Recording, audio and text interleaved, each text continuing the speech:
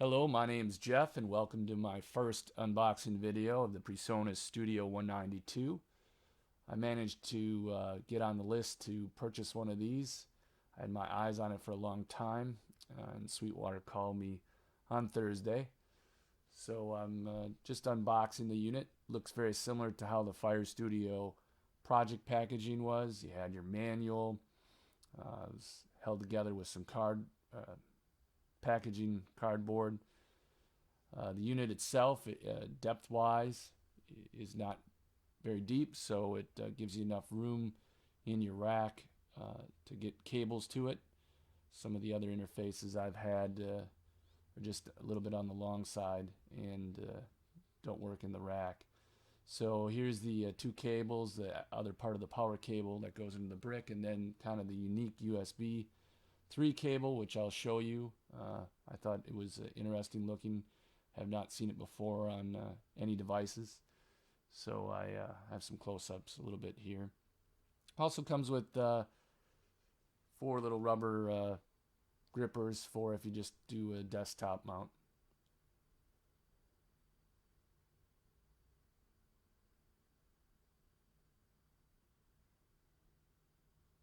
The unit's pretty light.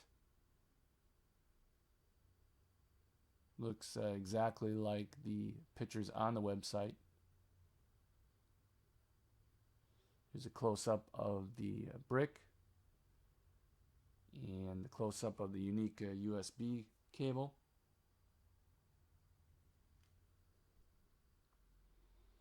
Here's the desktop view of it. Has some instructions to register. My next demo, I'll go in depth with the ADAT and show how to record a drummer with maybe 9 or 10 mics. Here's the USB 3 plug-in.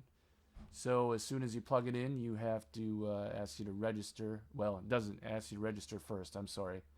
So I went and did that, downloaded the Universal Control software, and managed to plug it in and turn it on.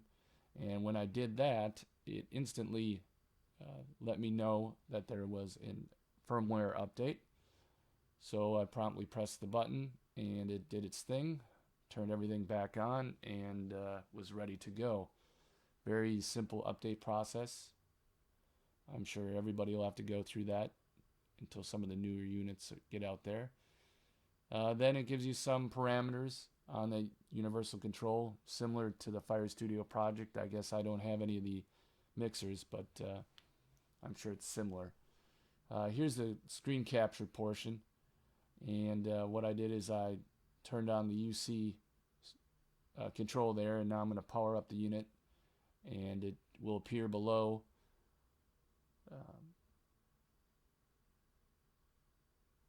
There it is.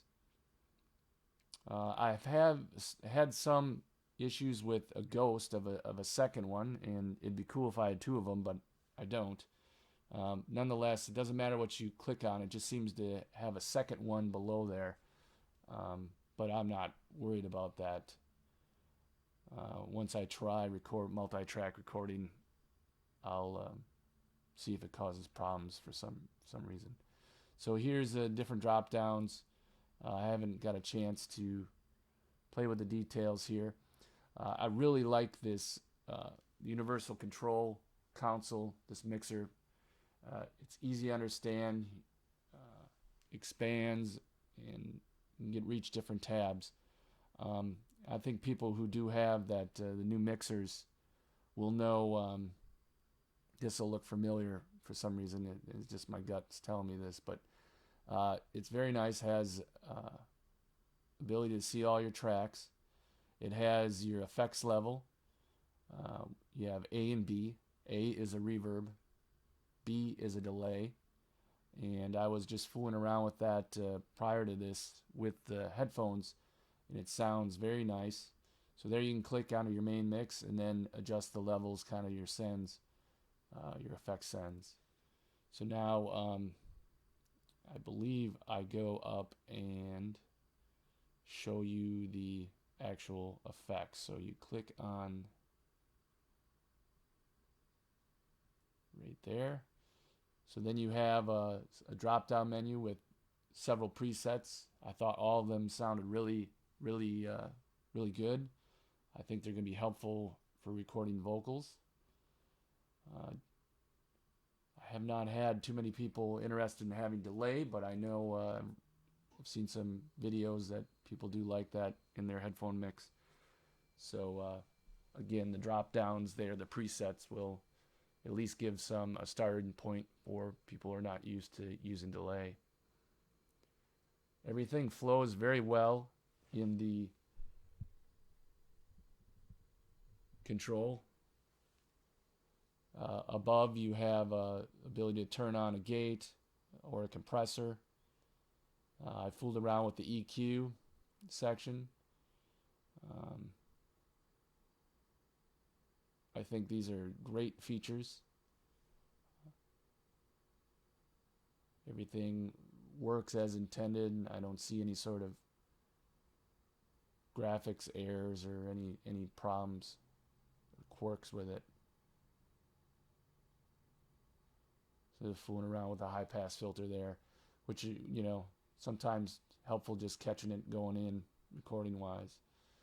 All the mutes and solo functions appear to work properly, but again, I will do more in-depth multi-track session so we can really see how everything goes.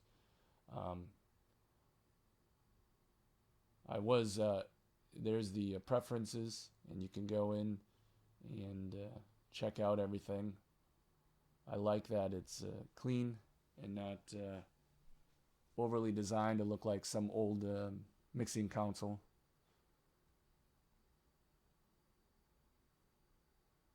There's some speaker presets and some things that I don't even understand yet. Maybe have to read the manual closer. But in a nutshell, it works as intended. I'm excited to start testing it out this week. Thanks.